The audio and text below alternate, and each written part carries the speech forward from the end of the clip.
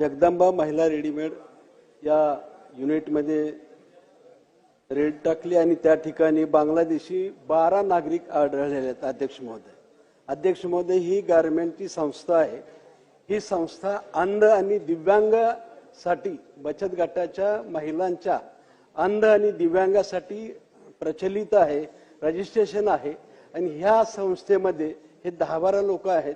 मला असं वाटतं की अंध आणि दिव्यांगासाठी जर संस्था असेल तर त्यांना सरकारनं भरपूर मदत करावी, त्यांना अर्थसहाय्य करावं. पण त्या नावाखाली जर चुकीचं काम करत असतील, असे जर बांगलादेशी तिथं येऊन तिथं वास्तव्य करत असतील, त्यांना ही संस्था संरक्षण देत असेल तर या संस्थेची चौकशी करून अंध आणि दिव्यांगाच्यासाठी काम करत असेल 100% संरक्षण देऊ, त्यांना अर्थसहाय्य. पण नसेल तर त्यांच्यावर कठोर कारवाई करणार का? एक.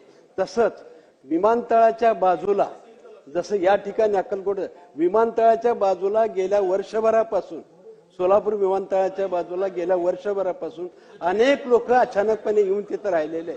मला असं म्हणायचं आहे की जर खरंच जर त्या ठिकाणी एवढी गर्दी झालेली आहे तर मला असं वाटतं की त्याही ठिकाणी बांगलादेशांचं वास्तव्य असू शकतंय. मला असं वाटतं की त्या ठिकाणचे अतिक्रमण असतील, ते अतिक्रमण सुद्धा तुम्ही हटवणार का? आणि त्या ठिकाणच्या बांगलादेशीच्या जे नागरिक आहेत त्यांची सखोल चौकशी करणार का?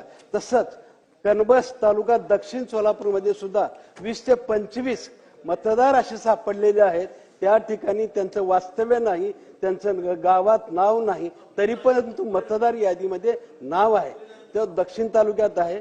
मला असं वाटतं मंत्री महोदय, आपण या मतदारसंघातल्या कनबस गावच्या 20 ते 25 नागरिकांची सखोल चौकशी करून त्यांची मतदार यादीची चौकशी करायची. याचबरोबर मला असं वाटतं की जे अनेक लोक बोगस कार्ड घेतात, आधार कार्ड घेतात आणि ते मतदानामध्ये घेतात, मला असं वाटतं की गेल्या वर्षभरामध्ये ही प्रक्रिया खूप मोठ्या प्रमाणात सोलापूर जिल्ह्यामध्ये राबवली गेलेली आहे. ह्याची सुद्धा मला असं वाटतं की जिथं असे बांगलादेशी येऊन बोगस आधार कार्ड घेऊन, कुणाचा तरी स्थानिक लोकांचा आधार घेऊन त्या ठिकाणी मतदार यादीमध्ये नाव नोंदवतात आणि तेच लोक परत आपल्याला त्रास देतात. म्हणून माझी विनंती आहे, खरोखरच अशा नागरिकाला, बांगलादेशी नागरिकाची मतदार यादीतून नाव वगळणार. अध्यक्ष महोदय, सोलापूर जिल्ह्यामधील MIDC मध्ये या ही संस्था खरं तर शिवणकाम वगैरे अशी लहान सहान बचत गटाच्या मार्फत काम करत असते.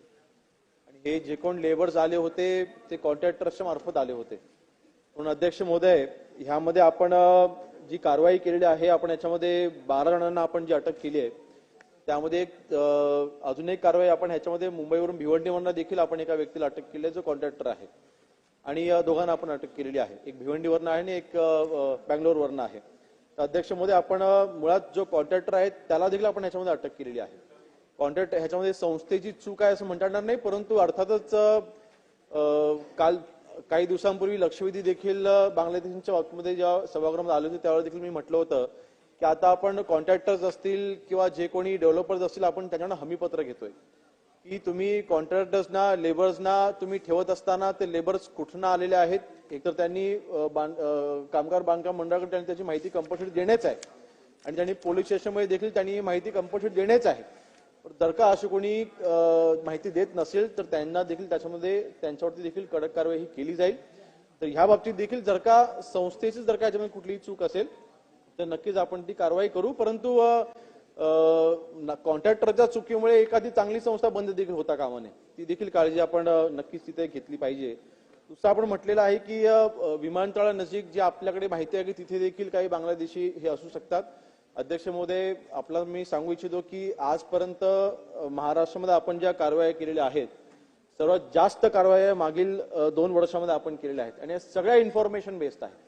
कारण शेवटी काही जे बांगलादेशी आपण पकडत आहोत त्यांच्याकडे आधार कार्ड देखील सापडत आहेत, काही बांगलादेशींकडे पासपोर्ट देखील सापडत आहेत. परंतु अजून एक माहिती मी देईन की हे आधार कार्ड किंवा पासपोर्ट ह्याच्यामध्ये एकही डॉक्युमेंट हे महाराष्ट्रात बनत नाहीये. हे पश्चिम बंगालमध्ये बनवून येत आहेत, कर्नाटकमध्ये बनवून येत आहेत, आसाममध्ये बनवून येत आहेत. त्यामुळे महाराष्ट्रामध्ये कुठेही डॉक्युमेंट बनत नाही. परंतु शेवटी भारतीय जर का नागरिक म्हणून कोण येत असेल तर आपल्याला ते कळत नाही की हा बांगलादेशी आहे की हा पश्चिम बंगालचा आहे म्हणून. म्हणून आपल्याला जी शंका आहे ती जागा स्पेसिफिक आपण मला ती ठिकाणं द्या नक्कीच त्या ठिकाणी आपण एटीएसच्या मार्फत आपण ती कारवाई देखील आपण करायला पुढे लावू. जाऊ. आणि मतदार यादीमध्ये, कारण शेवटी आता भारतीय नागरिकत्व जर का त्यांना मिळालं, म्हणजे त्यांनी पासपोर्ट जर का बनवला म्हटल्यानंतर ते इट्स अ प्रूफ की तो भारतीय नागरिक आहे. परिणामी त्यांची नावं ही मतदार यादीमध्ये येतात. परंतु अशा कोणा व्यक्तीवरती आपल्याला शंका असेल, आपण ती देखील नावं आपण माझ्याकडे द्या, आपण त्याच्यावरती योग्य ती कारवाई आम्ही करू. चला